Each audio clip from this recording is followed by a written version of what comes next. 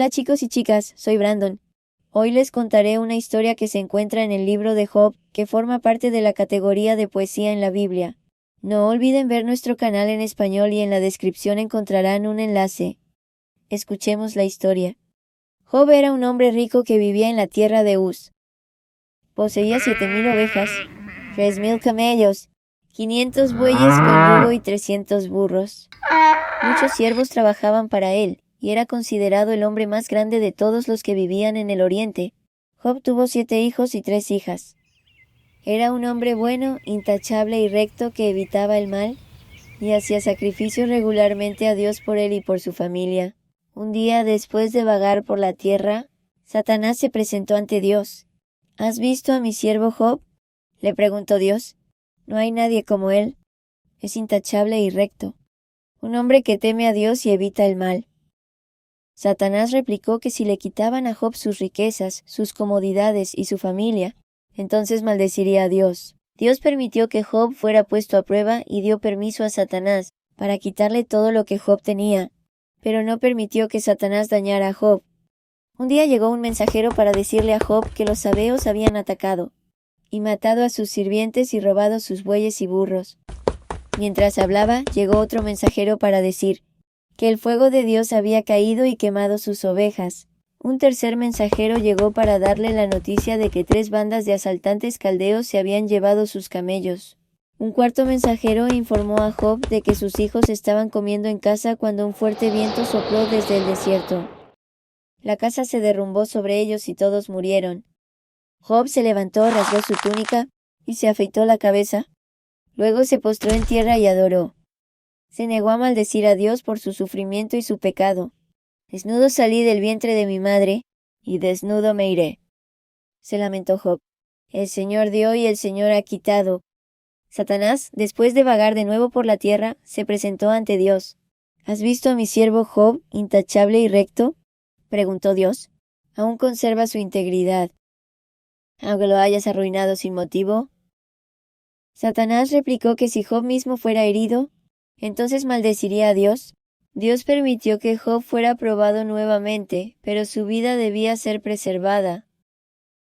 Entonces Satanás fue y afligió a Job con llagas dolorosas por todo el cuerpo. Job tomó un pedazo de cerámica rota y se rascó con ella, mientras se sentaba entre las cenizas, pero no quiso maldecir a Dios por su sufrimiento. Su mujer le instó a que maldijera a Dios y muriera. No seas insensata, replicó Job. ¿Debemos aceptar el bien de Dios y no los problemas? Cuando los 3 amigos de Job, Elifaz, Bildad y Zofar, se enteraron de los problemas de Job, se dispusieron a compadecerlo y consolarlo. Apenas reconocieron al hombre que sufría ante ellos. Lloraron, se rasgaron las vestiduras, esparcieron polvo sobre sus cabezas, y se sentaron con él durante 7 días y 7 noches. Nadie dijo una palabra a Job, ya que el sufrimiento era tan grande. Al 7º día Job habla y desea no haber nacido. Se pregunta por qué Dios deja vivir a los que viven en aflicción. Se queja de su sufrimiento y de la falta de paz. Elifaz le responde insinuando que los problemas de Job deben ser un castigo de Dios por un pecado que ha cometido. Anima a Job a no despreciar la disciplina de Dios, que no solo hiere y lastima, sino que también venda y cura. Job responde que se siente impotente y que quiere morir. Le molesta que sus amigos piensen que Dios le castiga por hacer algo malo, ya que esto es muy injusto. Sabe que Dios lo controla todo, pero no sabe por qué permite que le ocurra esto. Amargamente se queja de su angustia. Otro amigo de Job, Bildad, habla entonces a Job. Le insta a buscar a Dios y a suplicarle. Si Job es irreprochable, entonces Dios mostrará justicia y llenará su boca de risa y alegría.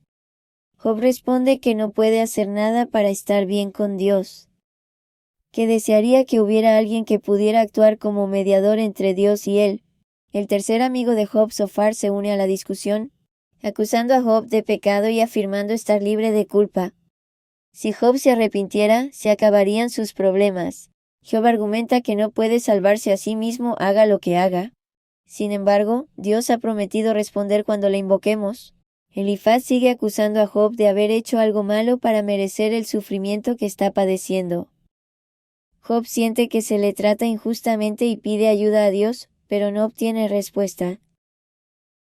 Job se pregunta por qué Dios permite que los malvados vivan en prosperidad y con salud, mientras él sufre, pero sabe que Dios hará justicia al final. Job comienza a relatar las buenas acciones que ha realizado y cómo ha obedecido al Señor. Los tres amigos dejan de discutir con Job porque él se considera justo. En este momento, un hombre más joven, Elijú, que había estado escuchando, se une y se enoja con Job por decir que es puro y sin pecado. Argumenta que Dios no responde cuando los hombres malvados claman a causa de su arrogancia. Concluye que Dios ordena a las personas afligidas que se arrepientan de su maldad. A través del sufrimiento pueden apreciar el amor y el perdón de Dios. Cuando vuelven a estar bien, cree que el hecho de que Job hable demasiado es un acto de rebelión contra Dios. En este punto, Dios interrumpe y habla desde un torbellino. Dios le hace a Job una larga lista de preguntas retóricas, para demostrar lo poco que Job sabe sobre la creación y el poder de Dios. A continuación, Dios pregunta, ¿todavía quieres discutir con el Todopoderoso? ¿Tú criticas a Dios pero tienes las respuestas? Job permanece en silencio y luego responde diciendo, no soy digno. ¿Cómo puedo responder? Me tapo la boca con la mano. No diré nada más. Dios hace más preguntas. Job responde, hablé de cosas que no entendía, cosas demasiado maravillosas para que yo las supiera, y se arrepiente porque ha visto cuán grande es el Señor. El sufrimiento ha terminado.